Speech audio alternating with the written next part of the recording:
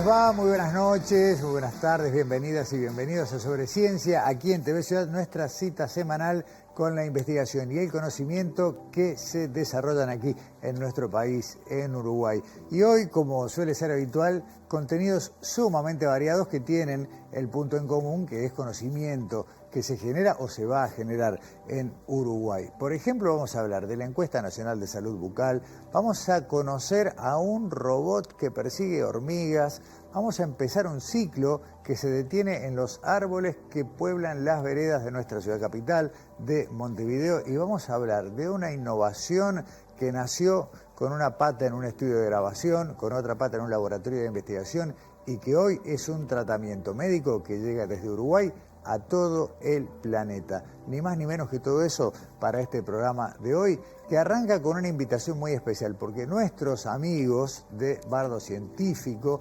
están llevando a una sala de teatro su primer obra, ya no monólogos, su primer obra teatral, se los mostramos acá.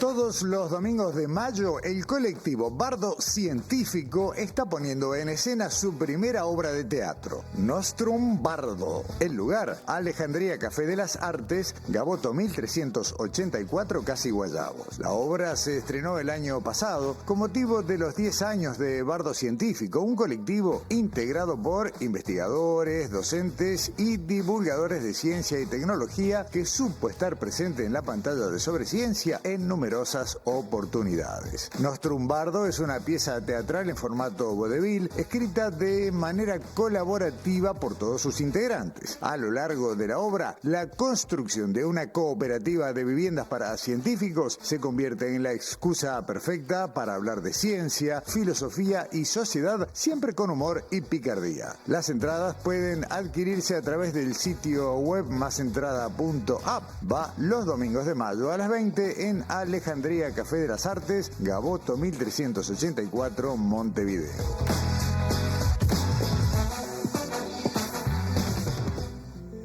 Nos ocupamos mucho, nosotros, las personas, de la salud de nuestro cuerpo, pero a veces no consideramos que una parte no menor de nuestra salud es la salud bucal. Y cuando digo eso hablo de nosotros individuos, pero también, y es mucho más grave, nuestra mirada como colectivos. Tenemos datos país de otro tipo de indicadores que hablan de nuestra salud del resto del cuerpo, pero de la salud bucal poco sabemos, aunque hay conocimiento generado y se está generando más. Así que vamos a hablar de la Encuesta Nacional de Salud Bucal y para eso recibimos y le agradecemos la presencia a Fiorella Pelo, quien es profesora adjunta del Departamento de Salud Colectiva de la Facultad de Odontología de la UDELAR. Bienvenida, Fiorella. Muchas gracias por la invitación. Gracias a vos. A ver, esta encuesta ya está en marcha.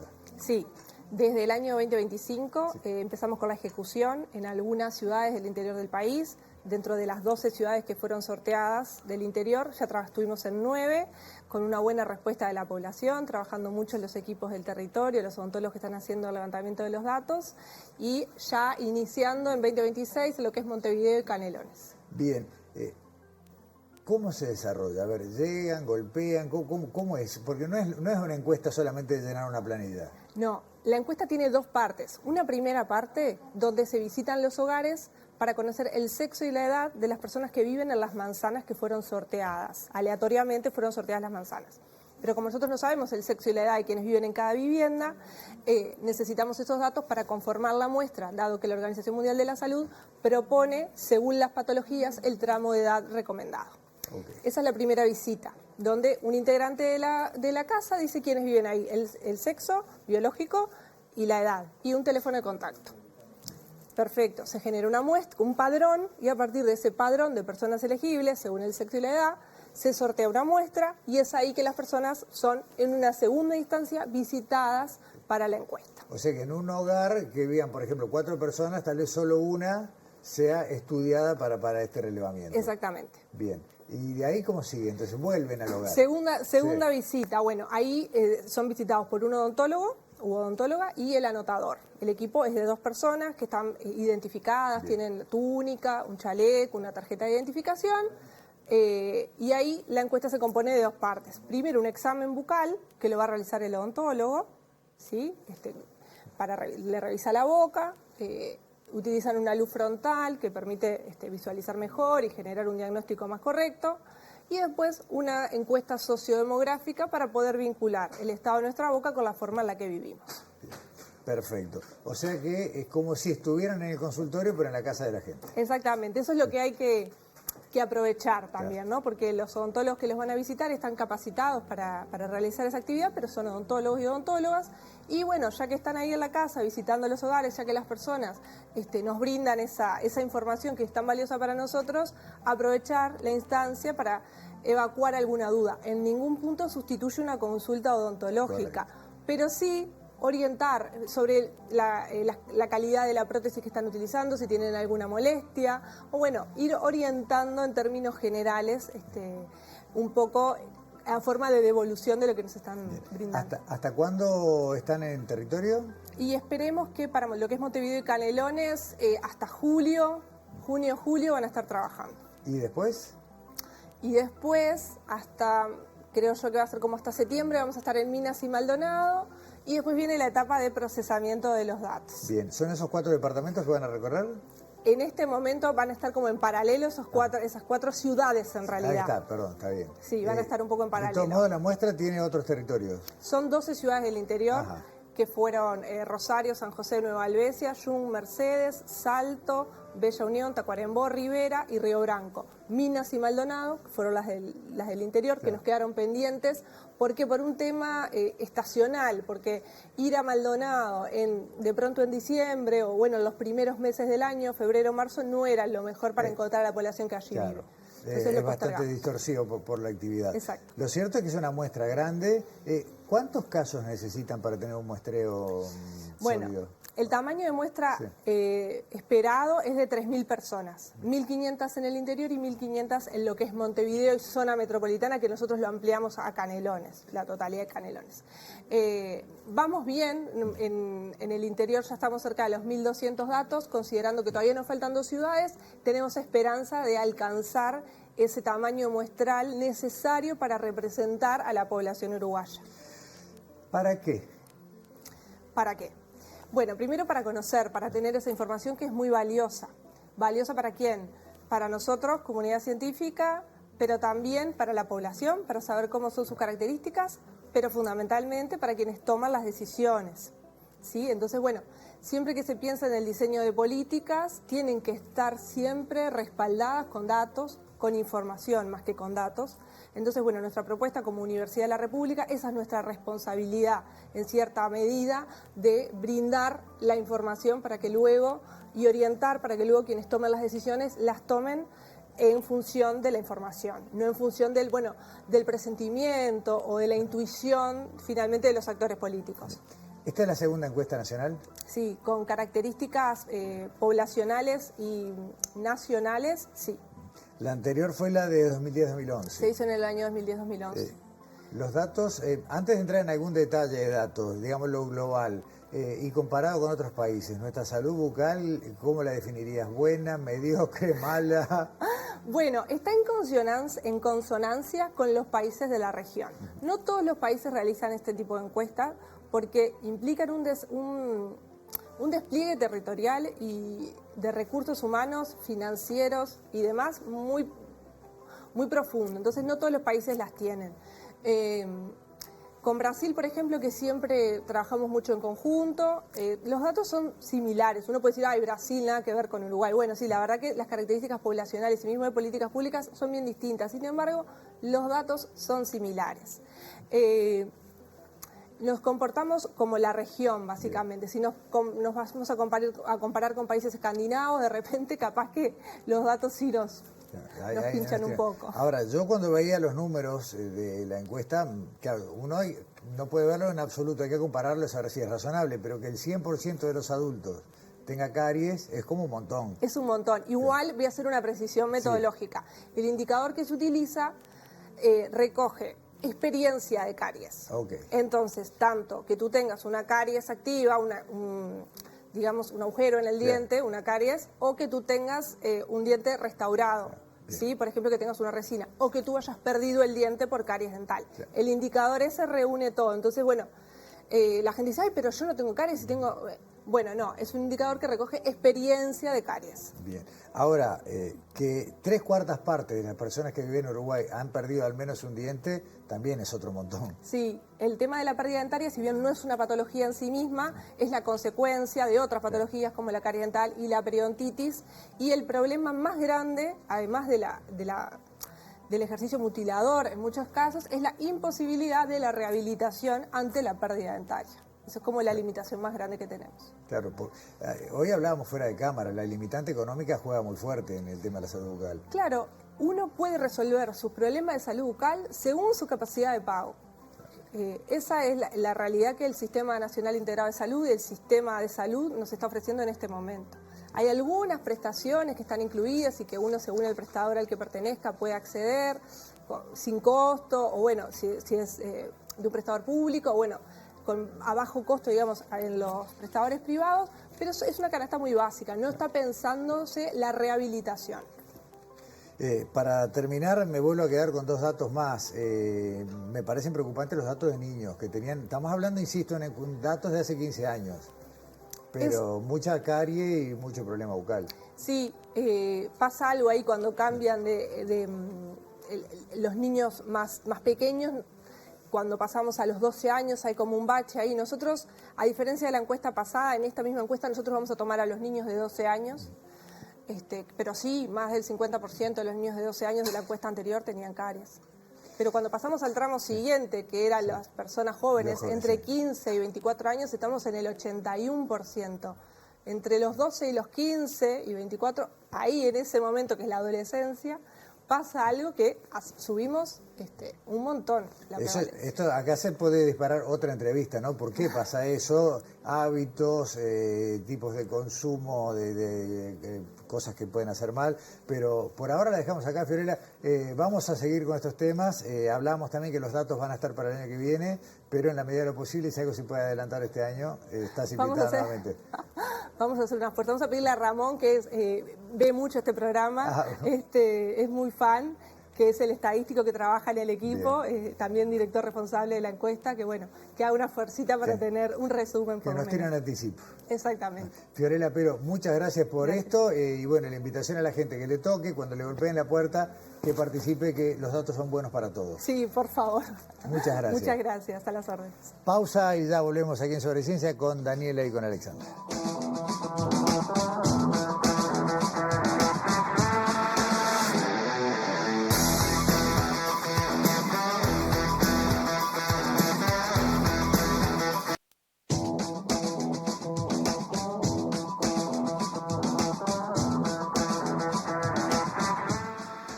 Continuamos aquí en TV Ciudad haciendo Sobreciencia. Es el momento de darle la bienvenida a Daniela Hirschfeld. ¿Cómo estás, Daniela?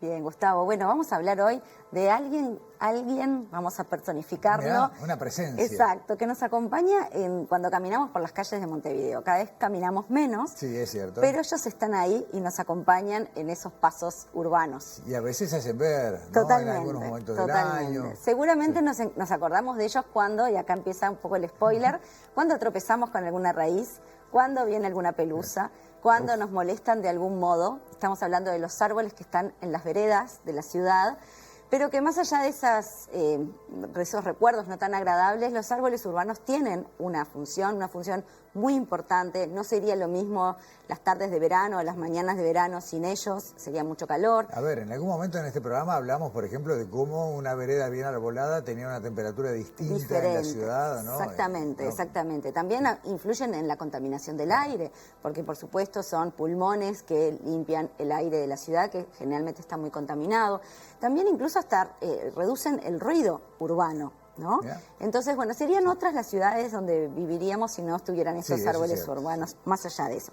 Por eso en Sobreciencia queremos hacer un pequeño homenaje, un mini homenaje a los árboles que nos acompañan en las veredas de Montevideo, y vamos a hacer un ciclo que se llama El Arbolado Urbano. ¿No? Muy así, muy original. Sí, pero señorial también tiene como un touch. Exacto, los árboles urbanos de Montevideo. Y para eso, bueno, periódicamente vamos a hacer una entrega de uno de las especies de árboles urbanos que hay en Montevideo para contar curiosidades, características y por qué están en las veredas de nuestra ciudad. Pues no es cualquier árbol, o sea, siempre hay, hay algún árbol plantado porque sí, pero la mayoría responden a decisiones que se fueron tomando. Exactamente. De hecho, hay en Montevideo, la Intendencia tiene más de 300.000 árboles plantados en las veredas. De ellos, y solo en las veredas, porque después están en los parques, claro, que hay cerca de 90.000. Pero vamos a hablar de algunas de las especies, no 300.000 ejemplares, no claro, especies, ¿no? Pero vamos a hablar de algunas de las especies, algunas más populares, otras porque tienen algún punto de interés. Pero alguien que está en sintonía con este interés de rendir homenaje a los árboles es Eloísa Figueredo y Javier Lague, que son los autores del libro que tú nos vas a mostrar ahora, que es un precioso libro que presenta las especies justamente de árboles de Montevideo, los árboles urbanos de Montevideo, con preciosas ilustraciones. Ya la tapa lo muestra, pero si te animás a hojear cualquier hoja, tiene una de las especies. A ver, para. Sí, una de las especies dibujadas. Eloísa es técnica en jardines. Es técnica en jardinería y docente de la Escuela de Jardinería de la Intendencia de Montevideo. Y Javier es arquitecto e ilustrador botánico, que es quien hizo estas preciosas ilustraciones. Ambos autores, además, Javier es director del Jardín Botánico. Ah, bien. Entonces, bueno, en base a eso y también en base a lo que nos pasa cuando caminamos por la ciudad, vamos a hacer diferentes entregas de árboles urbanos de Montevideo y vamos a empezar con el primero. A ver, ¿cuál elegiste para hoy? El primero, ¿cuál te parece? El más popular de las veredas, a ver si lo llegás a reconocer. Lo que pasa es que yo ¿Ya sabés? No iba a decir por obvias razones el plátano y sé que no es el plátano. No es el plátano. Es uno que está en todos los barrios, incluso en ciudades del interior, y que hay más de 50.000 ejemplares en Montevideo. Es el fresno. Y para conocerlo mejor vamos a hablar con Eloísa Figueredo, que nos va a acompañar hoy y en las próximas entregas del informe de los árboles urbanos.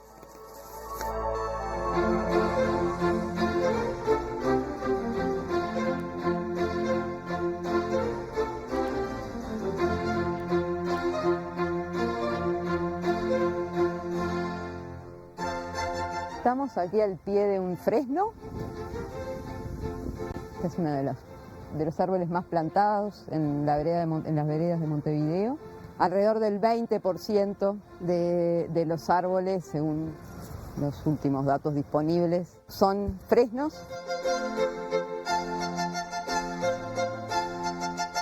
La mayor parte del año pasan un poco desapercibidos estos árboles, pero justamente en esta época, que es el otoño, y el otoño temprano, se encienden los fresnos en las veredas con este color amarillo intenso, muy claro, muy luminoso, que es característico de la especie.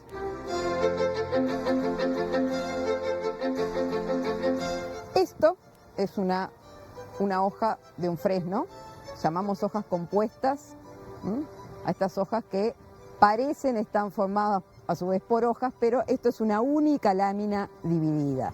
La lámina cae en general al suelo en partes, entonces podemos confundir la hoja con esto, pero esto es solo una parte de la hoja. La hoja de un fresno americano se va a ver así.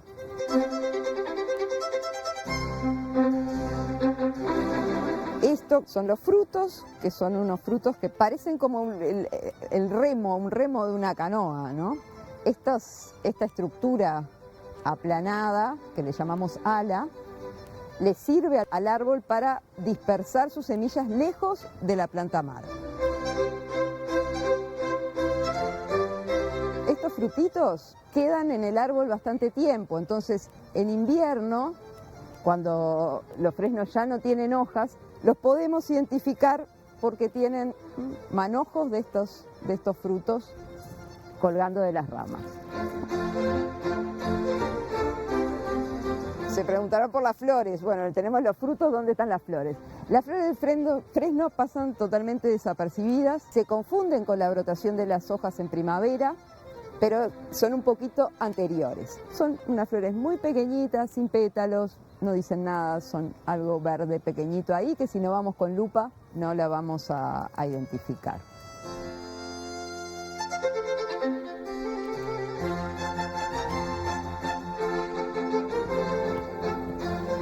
las veredas de mi pueblo, al frutito le decíamos el helicópterito, ¿viste? Por la manera en la que cae, bueno. Es así, o sea que sí. capaz el fresno como tal no lo identificabas, pero con estas No, es que tengo características... una anécdota liceal de no acordarme el nombre del árbol, decía el del helicóptero. El del helicóptero, Pero bueno. vale. Este informe sería el informe sobre el fresno o cómo una hoja no es una hoja. No, eso me mató. No, o sea, una hoja son varias hojas Claro. en el caso del fresno. Pero bueno, por supuesto, continuamos hablando con Eloísa sobre el fresno y aprovechamos este primer informe para preguntarle que cuente las características del fresno, pero asociados a si es realmente un árbol de vereda, no, si cumple con esas características de ser un árbol adecuado para las veredas, porque tienen características para ser árbol de vereda o no. Esto es lo que nos dijo. ¿Califica o no califica? ¿Califica o no califica? Nos contó esto, nos contó una curiosidad también de estos árboles en su lugar de origen. Y bueno, yo me despido hasta la semana que viene con otro informe y más adelante con más árboles urbanos. Pero muy bien, gracias Dani. A ver.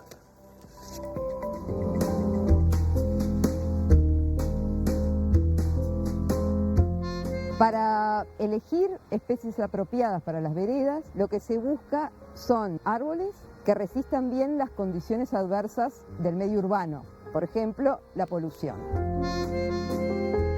En ese sentido, los fresnos se desempeñan bien. También tienen que resistir bien las podas, tanto las podas aéreas como las podas que eventualmente pueden recibir en las raíces por la interferencia con los servicios. Bueno, es un árbol además que tiene un crecimiento bastante rápido, o sea que se puede tener sombra en relativamente pocos años. Es fácil de reproducir y aquí viene una de sus desventajas, digamos, porque creo que el árbol perfecto para veredas, no sé si existe, pero todos tienen algún inconveniente que hay que sopesar a la hora de usarlo. Uno de los problemas que ha causado la plantación de fresnos, lamentablemente, es que se ha salido de cultivo. Los fresnos tienen estos frutitos. Este es un frutito que produce en abundancia y que germinan fácilmente. Esto quiere decir que así como son fáciles de reproducir, luego llevados tal vez por el agua, por un animal, pueden crecer, por ejemplo, en áreas silvestres como en zonas de monte indígena. Y entonces, así como en la ciudad, en esta época, a mitad de abril, nos deslumbramos con estos colores, también si vamos por zonas de monte, sobre todo si están cerca de puentes o si están cerca de zonas pobladas, vamos a ver en esta época el amarillo de los fresnos que nos indica que hay una invasión biológica.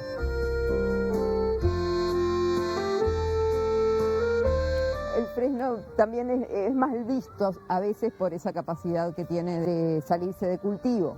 Paradójicamente, en su lugar de origen, que es Norteamérica, es un árbol de una distribución muy amplia en zonas de ríos, en zonas de lagos. Ahí en su lugar de origen está en grave peligro de extinción en la naturaleza porque ha sido atacado por un escarabajo de origen asiático que entró, no está muy claro muy bien cómo, está haciendo destrozos con estos fresnos y hay campañas muy fuertes para tratar de detener una invasión biológica que, bueno, hasta ahora ha sido muy difícil de contener.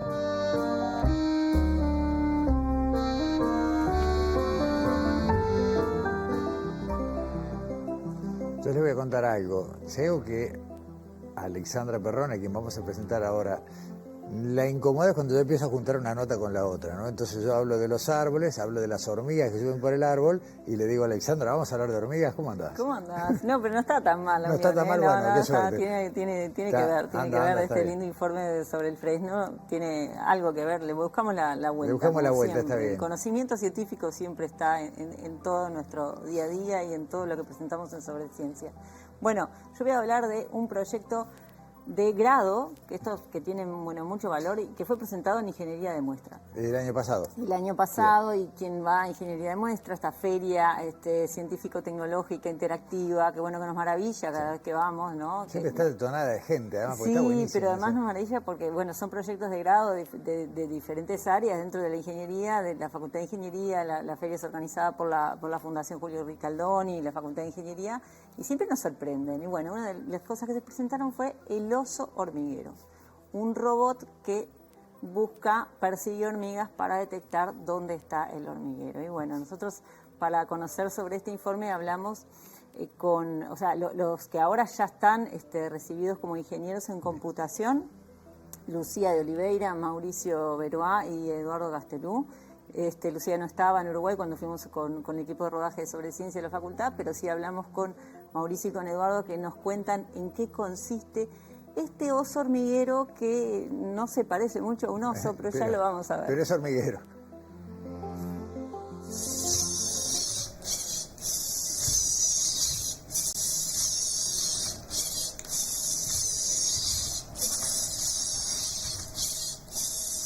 Oso hormiguero fue más como el nombre inicial del proyecto, por esta idea de seguir a las hormigas, y bueno, al final termina por cuestiones de funcionalidad del robot pareciéndose más a una araña, así que pensamos cambiarle el nombre del robot en sí, pero el nombre del proyecto lo mantuvimos el original.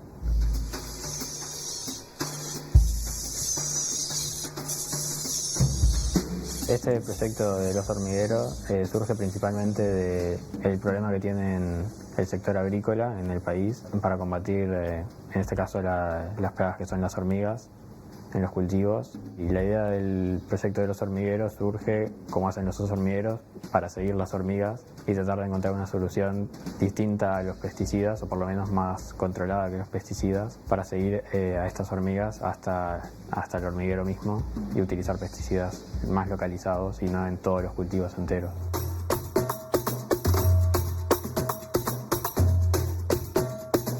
Nuestro proyecto lo podríamos dividir en 3 etapas que hubieron. La primera fue el armado del robot en sí. Buscamos que fuera bastante estable, que no se cayera. Probamos distintos tipos de patas y buscamos que fueran más estables para el pasto y la tierra. También probamos ajustar la altura de la cámara, que era importante porque desde ahí ve las hormigas, que no fuera muy baja, que capaz que tiene mucho detalle la hormiga, pero ves muy poco espacio del camino, ni muy alta, que capaz que es un montón de superficie, pero no ves. Luego vino la etapa de el entrenamiento de la inteligencia artificial, sacar imágenes con el robot afuera, etiquetarlas, acá hay una hormiga, ¿no? Con eso lo entrenamos para que supiera detectar a las hormigas y seguir sus caminos. Y después, bueno, la etapa final sería pruebas, ¿no? Usarlo afuera, también simuladores para hacer una gran cantidad de pruebas de que esté funcionando como queremos y que la siga como debe.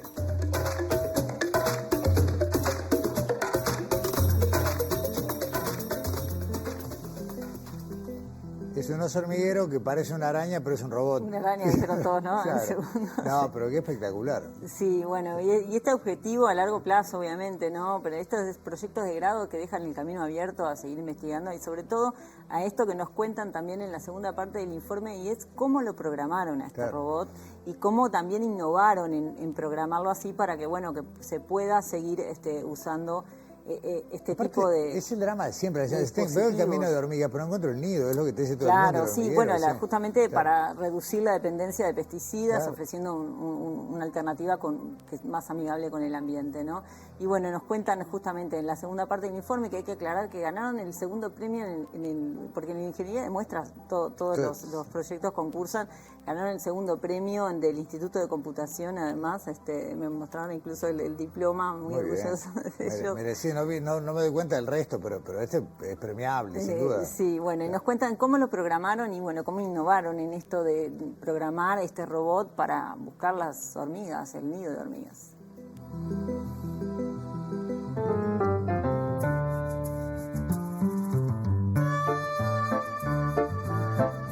La idea de este robot, que es como una araña que se vaya moviendo sus patas en un terreno más difícil como sería en el campo, y con una cámara que tiene arriba grabando hacia el piso, con cada paso que va dando va tomando una foto y con eso puede identificar a las hormigas que están en el camino, y como haría una persona para más o menos saber en qué sentido va el camino, va mirando a cada hormiga y traza como una línea y decide si girar o avanzar en ese sentido hasta así llegar hasta el hormiguero. Y para entrenar este algoritmo que razone dónde hay una hormiga, dónde no hay una hormiga en la imagen, tomamos un conjunto de datos, de imágenes sacadas en la huerta de la Facultad de Ingeniería, y le entrenamos con un montón de esas imágenes específicas para este robot y así entrenar ese modelo.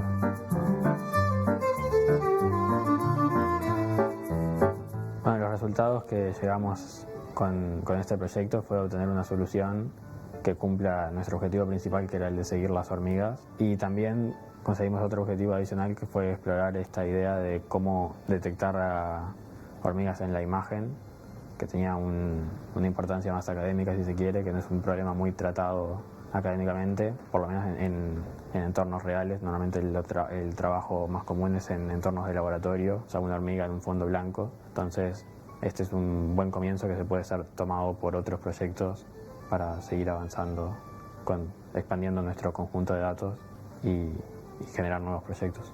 El próximo paso a realizar en este proyecto podría llegar a ser seguir iterando con el robot para hacerlo más resistente y que dure más tiempo y con mayor autonomía para el campo. El modelo que entrenamos podría ser usado en lugar de con imágenes de hormigas, con imágenes de otras plagas, para también detectarlas de manera temprana y tener un cuidado en el agro con ellas.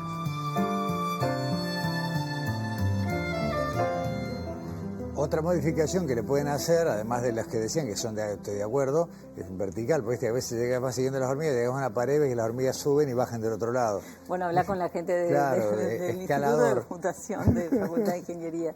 Pero no, muy interesante este proyecto, como todos los proyectos que se presentan en Ingeniería de Muestra, pero este es muy interesante y bueno, abre el camino a que se pueda seguir utilizando este conocimiento de programación para otras plagas y otro tipo de robots. Gracias, Alexandra. Nos vemos la semana que viene. Sí, señora.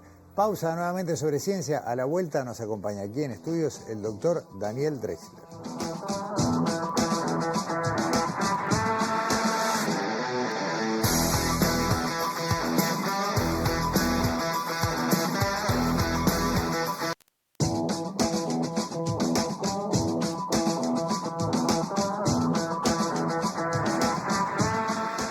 Dentro de un ratito vamos a meternos en algunos términos médicos específicos, definición de algunas patologías, padecimientos y demás, pero yo lo que les quiero contar en el arranque es que de lo que vamos a hablar ahora es un poco lo que les decía al inicio del programa, de una idea que nació con una pata en un estudio de grabación, con otra pata en un centro de investigación. Entre una cosa y la otra surgió una idea, un embrión de idea, que hoy, 20 y tantos años después, es el núcleo de un procedimiento médico que va a llegar, o ya está llegando, desde Uruguay, potencialmente a todo el planeta, pero sin dudas ya a todo el continente americano, para tratar de solucionar una dolencia que padecen unas 700 o 800 millones de personas en el mundo. Junten una cosa con la otra, ¿no? Una idea que nace en Uruguay y que puede darle solución a una parte cercana casi al 10% de la humanidad, o más. Daniel Drexler, bienvenido a Sobre Ciencia. Placer estar acá. Igualmente. Vamos a hablar del EVO, que es el nombre del procedimiento, vamos a hablar del Centro Tinnitus y vamos a hablar de una carrera que es indisociable, que nació entre que hacías música y que desarrollabas investigaciones en la Facultad de Medicina. Vamos a hablar de todo un poco. Sí. Va a ser difícil separar los campos, pero adelante, dale, dispara. Primero definamos lo que es el tinnitus, para quienes no lo padecen. Quienes los tienen saben perfectamente, ¿no?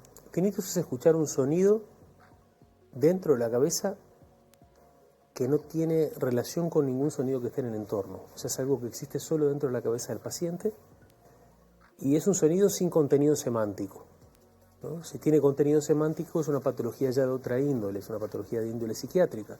El tinnitus es un ruido, un pi adentro de la cabeza que no se corresponde con ningún ruido del entorno. Bien. Cuando decís no tiene contenido semántico, por ejemplo, si hay gente que se escucha, no sé, voces o pasos o algo que significa algo, ya estamos hablando de otro tipo de problemas. Exacto. Bien. Manejamos una cifra, dije yo, 700 o 800 millones de personas en el mundo, Sí. Más o menos. Un poquito más, Sí. más tirando a 1.000 millones de personas, es entre un 15 y un 17% de la población mundial. Claro que no todos consultan, ¿no? Se calcula que de ese total un 30% son los que requieren consultar. Igual estamos hablando de una cifra enorme, sí. Es una de las patologías quizás con mayor prevalencia de todas las que existen. Una patología que aparte viene aumentando de una forma vertiginosa por la confluencia de dos factores, el aumento de la expectativa de vida No nos olvidemos que en el siglo XIX se vivía promedio entre 35 y 40 años y hoy en día ya en países del primer mundo se está bien arriba de los 90. Y después el aumento del ruido, ¿no? El aumento del ruido, la aparición de los sistemas digitales de reproducción de audio que te permiten tener dos auriculares con 120, 130 decibeles en el oído sin que pase nada porque no escuchas distorsión y sin lugar a dudas esté generando un daño muy importante al sistema auditivo. Ese daño, si yo entiendo bien, tiene una afectación física, pero las consecuencias son neurológicas. Sí, o sea, el tinnitus, a ver, hay un 3-4% de los tinnitus que tienen una causa orgánica de base, que puede ser desde un trastorno metabólico, un conflicto arteriovenoso, nervioso, perdón, gracias, o básculo nervioso en realidad. Ahí está. Esa era la palabra que no estaba encontrando. Conflicto básculo nervioso, puede ser una patología metabólica, como ya has dicho, hipertensión arterial, trastornos de la glicemia, etcétera, etcétera. Eso es solo 3-4%. El resto se originan por un daño, por lo general a nivel del receptor periférico, que en este caso es el oído, ¿no? Y eso genera un trastorno en la forma en que se maneja la información, la forma en que se procesa la información a nivel de la vía auditiva, que termina generando tinnitus. Vos usás la comparación del miembro fantasma y creo que es muy ilustrativa, ¿no? De lo que le pasa a una persona cuando pierde un miembro, una extremidad, y sigue sintiendo no solo que la sigue teniendo, sino que le duele. Claro, porque nuestro cerebro está acostumbrado, por ejemplo, una persona que pierde una mano, el cerebro está acostumbrado a lo largo de toda la vida a recibir información propioceptiva de esa mano.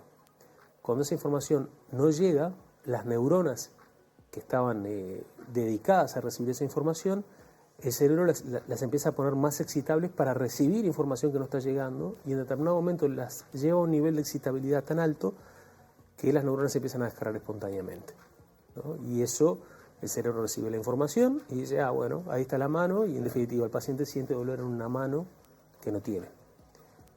Esto es muy parecido, o sea, en determinadas frecuencias del espectro audible, por algún tipo de daño a nivel del oído interno, el oído interno empieza a mandar un caudal de información menor al que mandaba habitualmente, el cerebro sensa esa disminución de audición e intenta aumentar la ganancia en ese canal para que siga viendo información.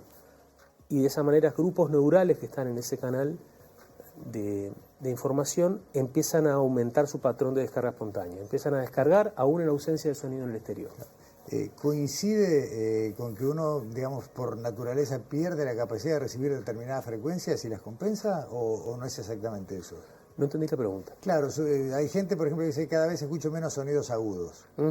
¿Puede ser que el cerebro, el sistema nervioso intente compensar esa pérdida generando, estimulando esas neuronas? Sí, siempre atrás de tinnitus hay una disminución en el aporte de información, o sea, una caída de los umbrales auditivos. Por lo general es en frecuencias agudas y es a partir de ese déficit inicial de información que el cerebro intenta compensarlo. Y en realidad lo que genera es un mecanismo adaptativo negativo, de los pocos que tenemos, ¿no? Es un fenómeno neuroplástico negativo. Lo que hace el cerebro es tratar de corregir un error poniendo más excitables a determinadas neuronas y esas neuronas cuando empiezan a descargar espontáneamente, después esa información se transforma en ruido, muy molesto, por cierto, adentro de la cabeza del paciente. Eso trae trastornos de sueño, mal humor, a veces distracción, dependiendo del nivel que sea el tinnitus. Y hasta que uno sabe, siempre la respuesta era, lamentablemente, esto no tiene cura.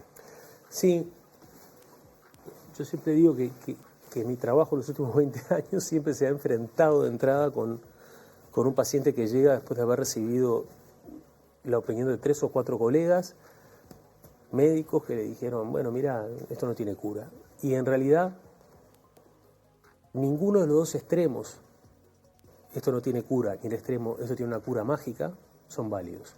Hoy en día, 2026, lo que tenemos es un montón de estrategias que permiten reducir la intensidad del tinnitus y sobre todo permiten la desensibilización frente al tinnitus, o sea, dejar de prestar la atención al tinnitus y poder correr el foco de atención hacia otro lado.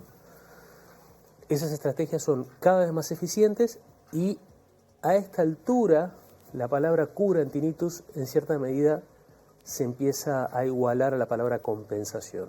O sea, lograr que un paciente deje de escuchar el tinnitus, le deje de molestar el tinnitus, por más que si lo busca el tinnitus está ahí. Claro, a ver, mal que bien todos tenemos algún tipo de lo que llamamos un zumbido en el oído. El tema es si eso interfiere en tu vida. Claro, creo que todos hemos experimentado alguna vez salir de una fiesta y quedarnos con un poquito de zumbido o tener momentáneamente un pi, que después se va.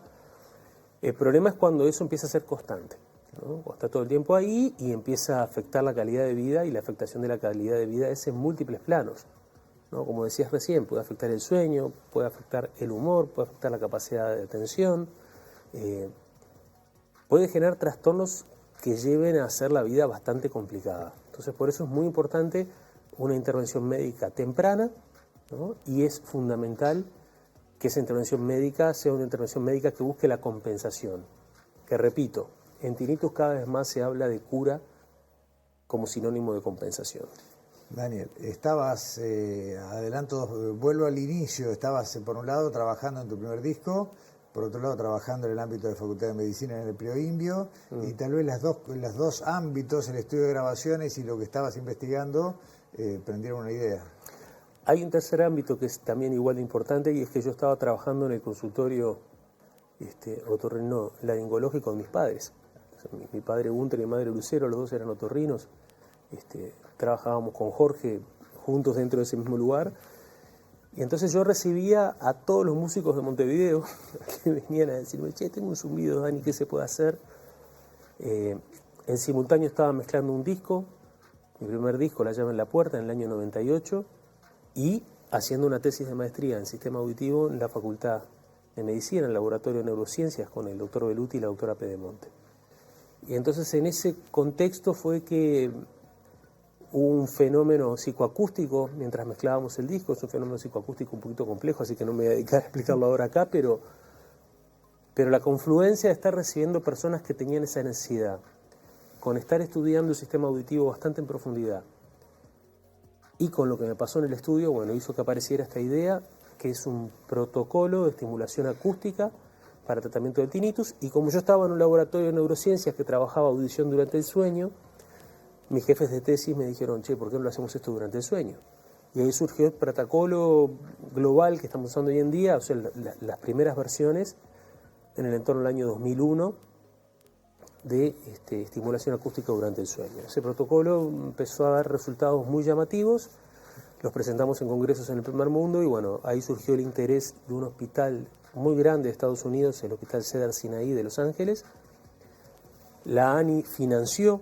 Yo siempre lo cuento e insisto con esto, dio el puntapié inicial, porque a veces en estos proyectos es muy importante, más allá del monto, que alguien dé el puntapié inicial. El puntapié inicial, si lo da una oficina del Estado en un país, eso también da un respaldo que permite de alguna manera que otros inversores, ya sea privados, ya sea hospitales del primer mundo, lo que sea, entren, ¿no? Puntapié inicial fue este proyecto con la ANI. El Cedars-Sinai, cuando se enteró que había entrado la ANI, entró también en el proyecto, y ahí armamos la primera empresa, una empresa que se llamaba Otto Harmonix. Esa empresa en el 2012 la trasladamos a Estados Unidos, con sede en Portland y con sede financiera en Los Ángeles. Esa empresa en el 2020 vendió todas las patentes que levantamos, más la habilitación de la FDA, a una empresa canadiense llamada Starfish, que está localizada en British Columbia, en Victoria. Starfish armó un spin-off, una empresa que se llamaba Leo Medical, Leo Medical nos contactó de vuelta a nosotros, y nosotros mientras tanto acá habíamos desarrollado toda otra versión nueva que tiene varias mejorías en relación a la versión original, a la primera versión que hasta hoy en día usan en Estados Unidos. Y bueno, con esa versión nueva nos asociamos a Leo Medical, y hoy en día, por suerte, toda el área de gerencia y toda la propiedad intelectual volvió a Uruguay, ¿no? Ese para mí era un dolor grande, claro, ¿no? Habíamos perdido en el 2015 el control sobre el proyecto. Hoy en día el proyecto está de vuelta, centralizado desde Montevideo. El control empresarial y el control médico, que no es menor, todo. Sí, totalmente. Sí, o sea, el control, la posibilidad de hacer desde Uruguay telemedicina, ¿no? De atender pacientes. En este momento nosotros estamos atendiendo pacientes de Argentina, de Chile, de Perú, de Colombia. Estamos empezando a atender pacientes de México, pacientes de Brasil, de Paraguay, si no estoy hablando de un país. Bueno, también hay algunos pacientes ya de Europa que están apareciendo puntualmente, pero sobre todo pacientes de Estados Unidos. Hay más de 3.500 pacientes tratados en el mundo en este momento con levo.